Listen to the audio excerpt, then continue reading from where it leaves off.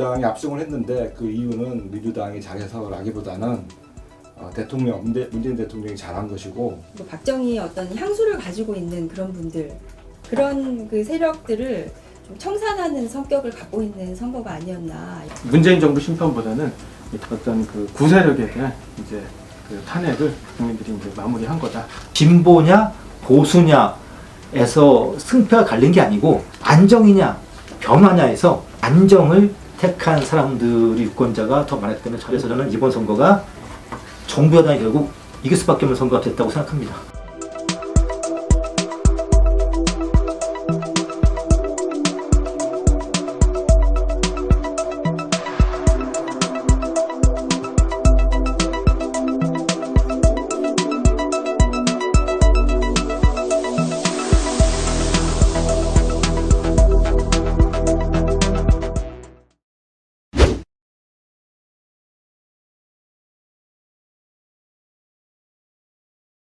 저도 뭐 그 이제 정치적으로 중도라는 게 이제 이념적으로 있을 거라는 생각을 했지만 이번 계기를 통해서 중도란 없다. 그냥 중도라는 거는 뭐 흔히 얘기하는 스윙 보터다라는 식으로 그냥 둘 중에 센 놈 편에 가서 붙는 거다. 그 중도표가 그냥 완전하게 다 그쪽으로 몰려갔다. 여당 쪽으로 몰려갔다. 중도에 이념이 있다라는 생각을 했거든요. 중도적인 정책과 이념이 있다라고 생각을 했는데 그건 아니다. 그건 아닌 것 같다라는 거예요. 처음에 무슨 중국을 뭐 입국을 봉쇄를 해야 되는지 말아야 되는지 뭐 이런 논쟁 뭐 하면서 처음에 뭐 잠깐은 이제 이렇게 코로나가 이제 진정이 됐다는 말씀 하시자마자 또 확 퍼져나가고 신천지가 퍼지고 뭐 이런 과정에서 좀 어려움을 겪었지만 그 이후에 그래도 아주 이렇게 무슨 마스크 뭐 문제를 비롯해서 아주 짧은 시간 안에 그래도 이렇게 나름대로 이렇게 안정적으로 관리하시는 그런 모습을 계속 보여줬고 그거에 대한 또 이제 국민들에 대한 어떤 안정 그리고 또 신뢰 뭐 이런 것들이 중도층을 이제 투표장으로 이끄는 그런 계기가 됐던 것 같고요. 정부를 도와서 문제를 푸는데 야권이 노력하지 않으면 그 결과가 안 좋다라는 거예요. 코로나 위기 사건 속에서 야권이 조금 미국의 9.11 테러 때 당시 야권이 보여줬던 협력을 했으면 이렇게까지는 참패를 하지 않았을 거라고 생각합니다. 정부 여당이 굉장히 초반에 세팅을 잘했어요. 저는 그래요. 저는 그 청와대에서 누가 있다면 아마 지금 현재 청와대에서 롤 모델로 삼은 인물이 미국 2001년에 미국 9.11 사태 이후에 미국의 부시 2세 대통령입니다. 그 당시 이제 부시 인기가 굉장히 안 좋았어요. 안 좋았는데 부시가 전시 지도자 같은 이미지를 딱 취하니까 전장 아닙니까?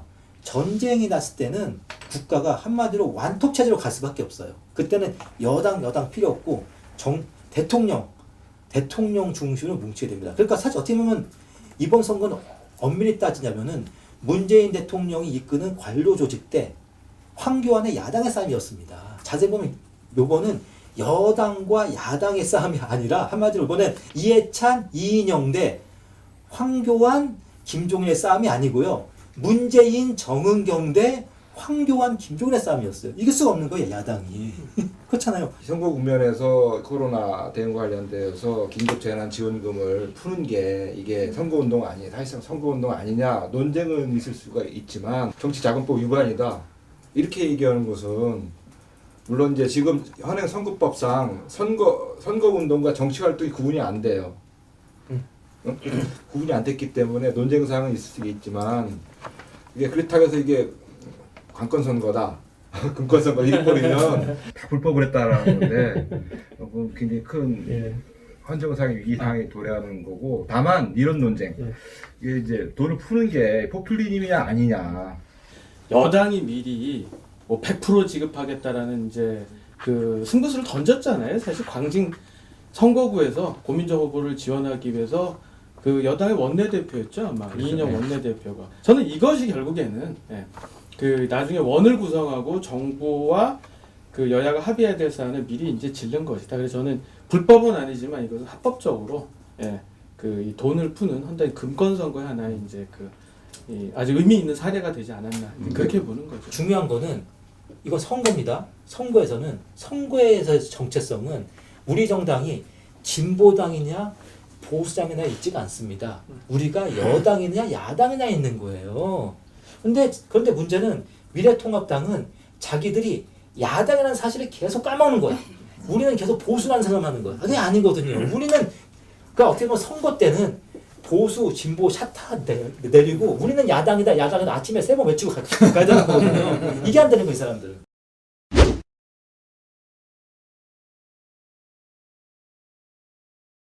사실상 어쨌든 처음에는 코로나19에 대해서 청와대 대응이 되게 위태로웠는데 가면서 반전이 돼가지고 어쨌든 국격이 높아지면서 또 중도 표심이 굉장히 어쨌든 좋아졌고 그다음에 또 막판에 긴급재난지원금을 빨리 받고 싶기 위해서는 여권한 팀을 실어주는 게 자기가 이득이라는 그런 판단인 것 같아요. 그래서 압도적인 결과로 승부가 끝났는데 어쨌든 야당에 그런 분위기 파악을 잘 못하고 어쨌든 내부 총질 내지는 흠집내기 여당 심판론 이런 게 그다음 방역 실패론 갖고서 막은 게 패착이 아니었겠나 생각이 듭니다.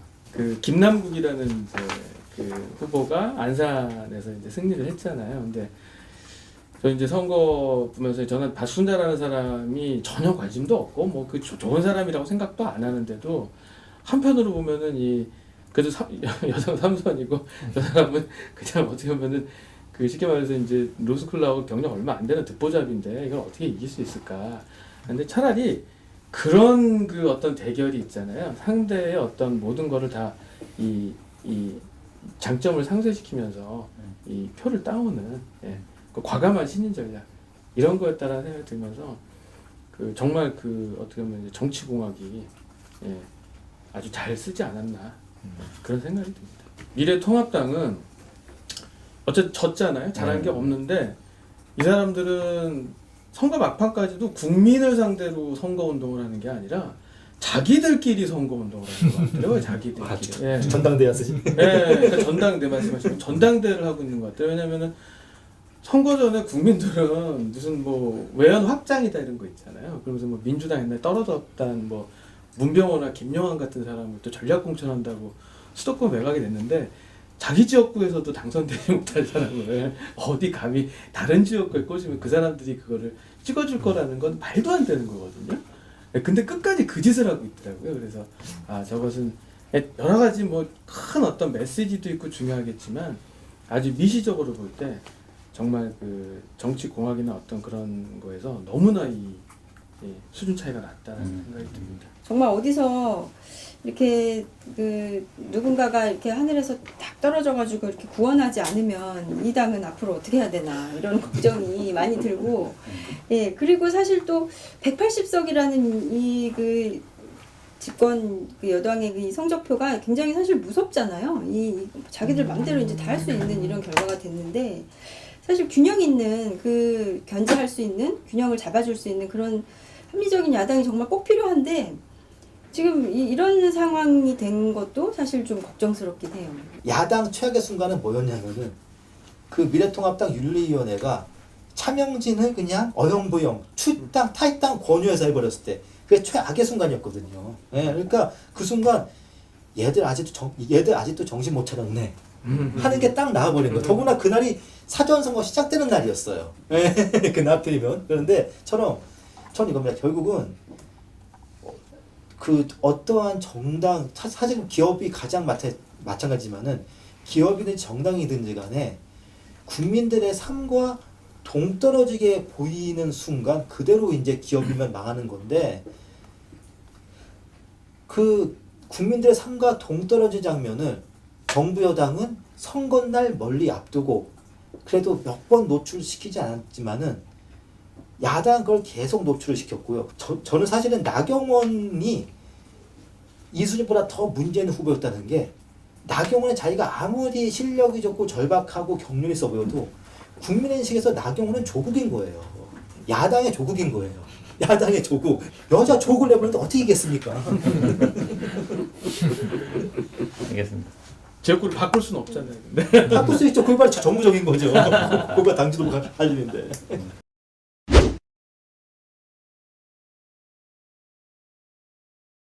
처음부터 문제였던 것 같아. 그게 자기 본인이 이낙연과 싸우는 게 정말 좋은 건지 나쁜 건지 시작해서 특히 오세훈 같은 여러 후보들이 있었잖아요. 좋은 후보들이 있었는데 어디다 배치를 하는 게 이게 유리한 건지 이기게끔 하는 건지. 근데 파이를 키우기 위해서는 그래도 이길 수 있는 조건을 만들어 줘야 될 거잖아요. 근데 그분은 자기 라이벌들을 다 제거해버리고 자기 혼자서 뭘 이렇게 헤게모니를 지려하다 보니까 고립을 또 당한 거예요.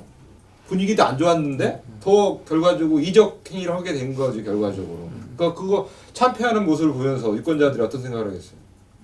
안 되는구나. 그러니까 도와줘야 됐던 생각보다는 거의 뭐 표 차이가 워낙 많이 나, 20% 차이 나니까 기가 꺾인 거죠. 그러니까 너무 대선급으로 총선을 지금 본 게 아닌가. 그래서 전장에 있는 사기들, 그 전장에 있는 장군들의 사기를 다 꺾어놓고 그 민심 자체를 뭔가 이게 안 될 것 같은 부정적인 메시지를 준 게 아닌가. 그래서 저는 그렇게 할 문제가 아니어서 오히려 이낙연을 또 키워준 꼴이 돼버렸으니 이게 정말 본인이 너무 처음부터 본인 생각이 그렇게 많지 않았던 것 같아요. 어디로 가야 되냐, 비례대표를 가야 되는 건지 아니면 지역구 중에서 어딜 가서 본인이 출발점을 삼을 건지에 대해서 이게 없다 보니까 이 소리 듣고 저 소리 듣다가 시간을 너무 뺏겨버린 거죠. 그리고 나중에는 빼도 박도 못한 상황에 몰려가지고 선택을 하다 보니까 아주 안 좋은 결과가 나온 것 같아요. 저는 황교안 대표와 안 대표 두 사람이 점점 겹쳐 보여요. 두 사람이 보면 여기 두 사람이 그냥 어떻게 보면 그 프린터 같아요. 기계, 그러니까 어떻게 보면 자체적으로 뭔가 생산 능력이 없고 웹에서 뭐 단추를 아무튼 웹에서 뭔가가 입력돼야만 그제서야 마지못해 움직이는 건데, 그러니까 저는 두 사람 다 이쪽에 보면 점점 이 사람들이 좋다 나쁘다 따져 점점 기계 같은 생각이 듭니다. 기계. 감정도 없고 반응도 없고 그냥 한 사람은 나는 무조건 뛴다. 또 한 사람은 나는 무조건 그냥 나간다. 그냥 기계. 그러니까 저는 황교안 대표 어떻게 보면 저는 그 정치인으로서 나쁜 사람이 아니라 정치와는 상관이 없는 사람이다. 이렇게 생각합니다. 정치와는 상관이 없는 사람이다. 리더가 보여주지 말아야 할 모습만 골라서 보여줬어요. 그러니까 한마디로 어떻게 보면 국민들이 보기에 뭔가 그런 거죠. 아, 얘는 깜이 아니다. 전 그래요. 사실은 그 종로에서 황교안 저는 그 퍼센테이지 보니까 황교안 전 대표가 얻을 수 있는 것도 못 얻었어요. 왜냐? 종로에 있는 보수 성향 사람들이 보기에 이 사람은 더 이상 대통령 깜이 아닌 거예요. 한마디로 뭐 이 사람이 이때면 저기 공안검사, 박근혜 총리 이런 게 문제 다 떠나서 한마디로 대통령 깜이야. 한마디로 대통령 깜, 동시에 야당 지도자 깜이 아니었다는 그런 생각을 하게 된 거죠. 저는 이제 미래통합당이 이제 살려면 그런 이제 공무원 스타일보다는 앞으로는 여튼저튼 그런 어떤 과감한 결단을 할 수 있는 사람이 필요하다. 그런 면에서 저는 사실은 안철수는 아닐 거다. 안철수를 택해서는 안 될 거다.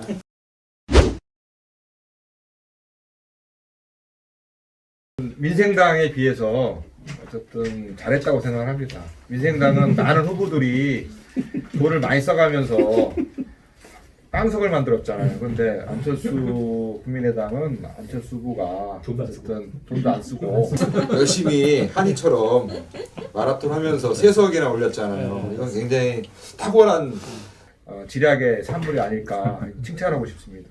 안 되는데 내가 어떻게 하면 돈 제일 적게 쓰면서 생각을 내거냐. 에코노미. 네, 이런 어떤 굉장히 여기서 이제 기업가적인 마인드가 이제 발휘가 된 것 같고, 의외로 제 주변에 이렇게 정치 색깔이 뚜렷하지 않았던 주변 사람들 보면은 지난 대선에서 안철수 찍었던 사람들이 굉장히 많더라고요, 사실은. 그래서 이번처럼 이렇게 좀 뭔가 그 어떤 아닌 건 적절히 포기하면서 돈 되는 것만 좀 챙기고, 그리고 또 대구에 가서 이제 그 땀 흘리는 모습을 보여줬잖아요. 그러니까 이런 식으로 가면은 앞으로 굉장히 승산이 있지 않을까. 또 재미난 건 제 옆 동네 강남 갑인데 태용호 그 후보가 이겼어요. 그래서 저는 강남 스타일이 아니잖아 이분이. 그렇죠. 경영 그래서, 스타일. 평양 스타일인데 노블리스 오블리지를 약간 조금 그런 마음이 있어서 태용호를 찍은 게 아닌가. 평양 스타일이 아닌 강남 스타일에 이게 맞추기 위해서 참 앞으로 좀 많이 좀 지켜봤으면 좋겠다는 생각을 해요. 아 그래도 결국에는 강남이 마지노 대한민국의 마지막 네, 뒷문을 잠그고 있는 게 아닌가라는 생각이 좀 들었습니다. 그래서 강남을 좀 다시 보게 된 계기였어요. 다시 봤어. 마지막 고르다. 네, 마지막. 여기 다행이다. 여기 다행이다. 무너지면 안 된다. 이것만 지키면 그래도 된다. 이번 선거를 그래도 예, 마지막 예, 고를 그- 지켜서 다행이라고 예, 생각하시군요. 다행이라고 생각합니다. 강남마저 무너졌으면 예, 그 의미는 있다고 생각을 하고 그래서 저는 미래통합당 망하기 어렵다.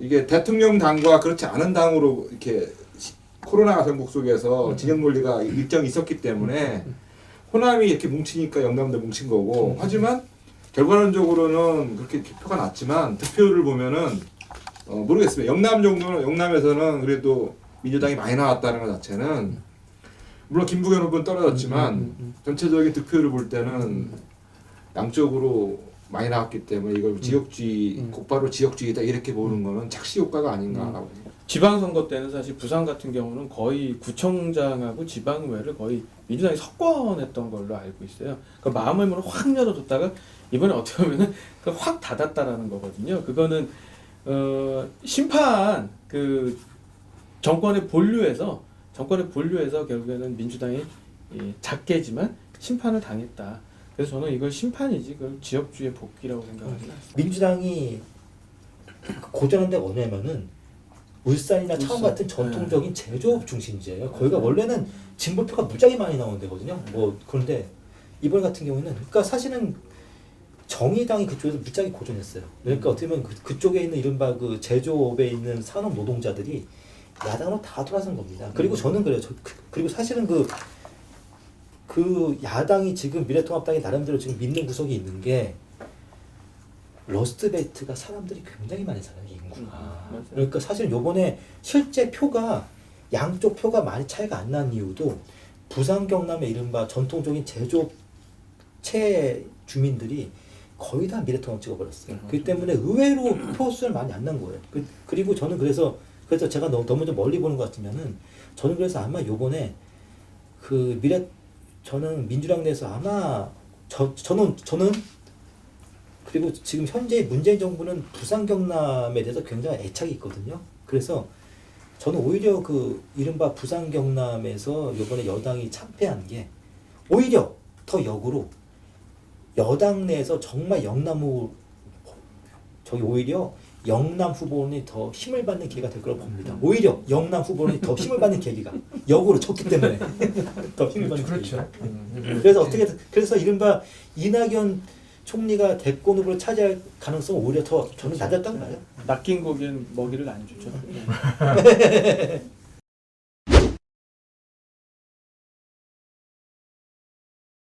선거에서 드러난 민심이 어쨌든 집권당한테 압승을 줬고 야당한테 패배를 줬습니다. 어쨌든 그거 원인은 여러 가지가 있지만 코로나 위기 국면을 잘 대응한 문재인 정부한테 힘을 실어줘서 빨리 경제 위기를 극복하라는 민심이 큰 것 같아요. 저도 동의를 하고요. 어쨌든 이제 180석이라는 굉장히 큰 의석을 갖고 있기 때문에 이제 이렇게 싸우면 안 되겠죠. 싸우면 안 되고 어쨌든 설득해 가서 협치를 통해서 여러 가지 민생 과제를 잘 마무리했으면 좋겠어요. 국민이 그래도 제기할 근거는 미천은 마련해 줬다라는 생각이 들어요. 다만 이 당이 그 다음 2년 후에 있는 대선을 바라보고 당을 운영하면은 안 된다, 안 될 거다, 시간은 걸릴 거다. 2027년 대선을 바라보고 좀 장기적으로 좀 인재를 좀 육성했으면 좋겠어요. 좀 미래에 대한 투자를 좀 하고 당장 다수다 대 생각으로 뭐 정치공학적으로 접근하지 말고 좀 우직하게 갔으면 절대 안 망한다. 안 망하니까 너무 망할 걱정하지 말고 이제 미래에 대한 좀 투자를 해라라고 했으면 좋겠고 민주당 같은 경우는 저는 좌경화를 굉장히 경계하고 싶어요. 열린우리당이 폭망했던 이유도 그 다수당을 만들었는데 다수가 정의라는 이름을 갖고 이 과거 청산 개혁이라는 이름을 갖고 몰아갔기 때문에 사실은 금방 망했다라고 생각을 하거든요. 근데 좀 우려스러운 게 이 당에 지금 새로 들어온 사람들 중에 굉장히 좌경화로 흐를 가능성이 있는 사람들이 많은 것 같아요. 다만 열린우리당 때하고 다른 거는 그때 정말 초짜들이 많았잖아요. 108번 내라 전부 다 초선 의원들이 그쪽으로 갔는데 이번에는 그러진 않다. 기존에 그 재선 3선 이상의 뭐 중진들이 많다. 이제 그 사람들이 좀 그 초선들 좌경화에 빠질 만한 이런 사람들 좀 경계를 하면서 이제는 더 이상 그 좀 적폐 청산이라든지 이게 문재인 정부 초기에 이제 국정 지향성이었는데 그건 접고 철저하게 좀 민생적으로 중도 실용주의적으로 좀 접근을 해야 된다. 그래야지만 국민이 불행해지지 않는다. 그러니까 지금 문재인 정부를 아마 기다리는 운명은 두 가지 중에 하나일 겁니다. 한마디로 이제 연착륙은 사라진 거죠. 계속 고공행진이냐 아니면 경착륙이냐 둘 중에 하나밖에 없는 거예요. 선택지가 하나밖에 없는 거고. 그리고 이제 제가 야당에 대해서 하고 싶은 말이 이겁니다. 그 무엇보다도 야당은 그 태극기 부대를 잊어야죠. 예, 왜냐하면 이게 시대는 지났어요. 왜냐하면 분명히 시대는 바뀌었는데 그러기 위해서는 그런데 문제는 이 사람들 아직까지 정신 차이랑은 좀 멀었다고 보는 게 김태흠 같은 사람이 여전히 원내대표로 이름이 올려다 보니까 여기 아직도 좀 멀었던 것 같아요. 예, 왜냐하면 아직까지 이건 뭐 거의 뭐 잠박 처리반도 아니고 무슨 거의 뭐 이건 무슨 뭐 잠박통도 아니고 잠박통도 아닌데 그래서 저는 그래서 보는데 대신에 저는 한 가지 제가 이동호 변호사님과 어떤 부분에서 동의하냐면은 미래통합당이 생각보다 빨리 부활했어요. 정확히 보면 부활에 당한 거죠. 왜냐하면 사실 이거 부활에 당한 건데 왜냐하면 이 당의 지지율이 한일에서까지 또 떨어졌던 당이었는데 지금은 지지율이 이제 지금 특별히 40%까지 넘었어요. 그러니까 어떻게 보면 이 당이 내가 어떻게 보면 이 당이 정말 망할 기반은 없어요. 왜냐하면 저기 망하기에는 영남의 인구수와 강남의 돈이 너무 많아요. 기본적으로 영남의 머리와 강남의 돈이 있는 이상은 이 당은 망하지 않습니다. 망하지 않는데 중요한 거는 영남의 또 머리와 강남의 돈이 있다 보니까 우리가 아주 절박하게 또 혁신할 필요성도 못 느낀다는 거예요. 어차피 우리는 뭐 계속 이 정도로 살 수 있었는데 결국 이거예요. 결국은 이 당이 그러니까 결국 이제 미래통합당이 살아나려면은 일단 두 가지 영남의 머릿수와 강남의 돈을 잊어야지 이 당이 아마 절박하게 아마 혁신에 나타났을 겁니다. 예. 오히려 이제 이런 다수당의 힘이 오히려 양날의 또 칼이 될 수도 있다. 물론 다들 뭐 하는 얘기지만, 그러니까 오히려 지금 너무나 이렇게 극단적인 어떤 압도적인 승리는 또 모든 또 그만한 또 책임을 다 져야 되는 그런 양날로 칼로 돌아올 수 있다. 절대 초심을 잃어서는 안 된다. 이런 말씀 꼭 해드리고 싶습니다. 감사합니다. 수고하셨습니다.